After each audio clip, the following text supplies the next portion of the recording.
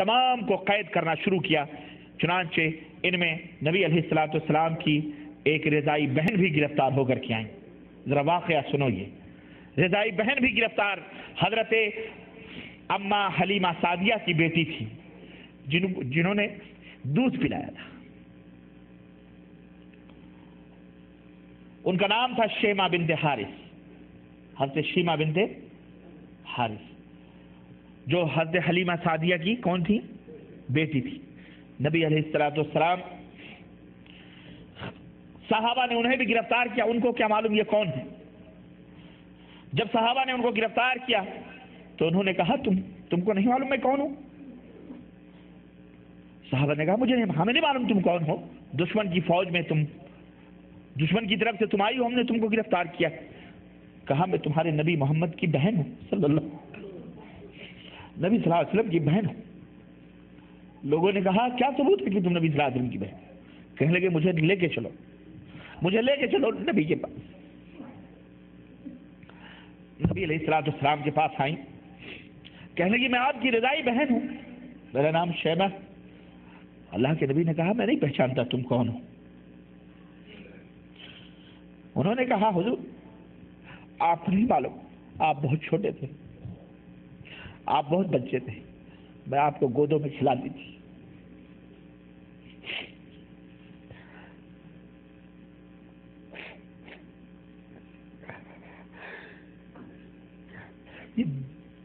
یہ بچپنوں کے بچھڑے ہوئے جو معاملات ہوتے ہیں بڑے عجیب و غریب ہوتے ہیں،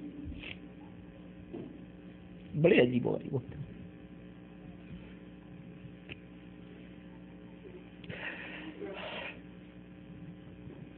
کہا میں بچپن میں آپ کو کھلاتی تھی۔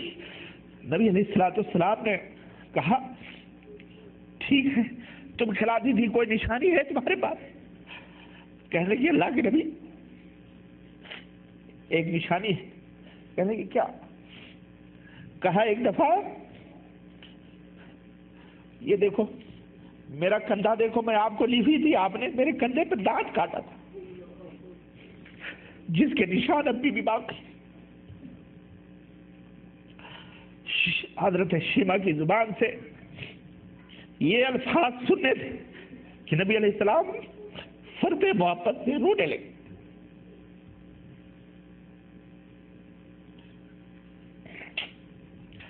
رونے لگے اور کھڑے ہو گئے اور اپنی چادر اتاری اور کہا میری بہن یہاں بیٹھ جا۔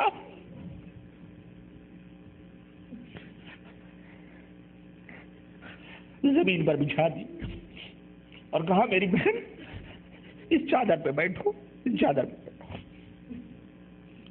اور اگر میرے پاس رہنا چاہو چلو مدینہ چلو، میں تمہاری عزت کروں گا، تمہاری تقریب کروں گا، میرے پاس چلو مجھے خوشی ہوگی، اور اگر اپنی قوم کے پاس جانا چاہتی ہو تب بھی مجھے خوشی ہے، تم جہاں خوش رہو وہیں میں خوش ہوں، تمہیں اختیار ہے۔ حضرت شیمہ نے کہا میں اپنے گھر والوں کے ساتھ جانا چاہتی ہوں۔ آپ نے بڑی عزت اور بڑے ہدیے، بڑے تحفے، بڑے تحائف دے کر اپنی رضائی بہن کو واپس کیا۔ اور بعض اصحاب سیر نے یہاں تک لکھا ہے، کہا اور بھی تم کو کچھ چاہیے؟ کہا ہاں۔ کہا کیا چاہیے؟ کہا میرے خاندان اور قبیلے کے لوگ جو گرفتار ہوئے ہیں انہیں چھوڑ دو۔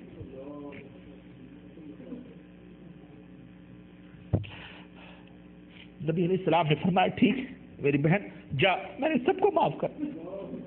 ہزاروں کی ہزاروں تعداد جو گرفتار ہوئے تھے، جو مال اور دولت ملے تھے، ان سے جو مال غنیمت میں آئے تھے، جتنے بھی زر و جواہر تھے، سب کچھ اللہ کے نبی نے کہا جاؤ سب میں نے دے سب۔ میرے بھائیوں یہ اصل میں نبی علیہ الصلوۃ والسلام کی سیرت کے کئی پہلو ہیں۔ نبی علیہ الصلوۃ والسلام کی سیرت طیبہ کا ایک پہلو نہیں ہے۔ اصل میں کچھ ہماری غلطیاں، کچھ ہمارے لوگوں کی غلطیاں سیرتوں کے لکھنے والوں نے بھی جب بیان کی تو لڑائی، مار کاٹ چھانٹ تاریخ اسلام بھرا پڑا ہے۔ پڑھنے والا ایسا محسوس کرتا ہے جیسے مسلمان جو حکومت کرتے تھے مار ہی کاٹ کرتے تھے، ان کے پاس نہ کوئی شفقت تھی، نہ کوئی محبت تھی، نہ کوئی اخلاق تھا، نہ کوئی کسی کے ساتھ کوئی معاملات تھے، ہے کہ نہیں؟ بھرے پڑے ہیں ہماری تاریخ اسلام. لیکن میرے عزیزوں، میں نصیحت کرتا ہوں آپ کو بھی، اپنی ماں بہنوں کو بھی، سب کو، کہ یہ پہلو بھی سیرت کی کتابوں میں موجود ہیں. اپنے بچوں کو پڑھاؤ، خود بھی پڑھو، اور اس طرح سے اخلاق اور محبت اور کرم اور سخاوت اور بخشش اور نوازش اور آپس میں اخوت اور بھائی چارگی پیدا کرو. اللہ تعالیٰ بہت، یہ قصہ لطیف ابھی ناتمام ہے، یہ قصہ لطیف ابھی ناتمام ہے، جو کچھ بیان ہوا ہے وہ آغاز باب ہے.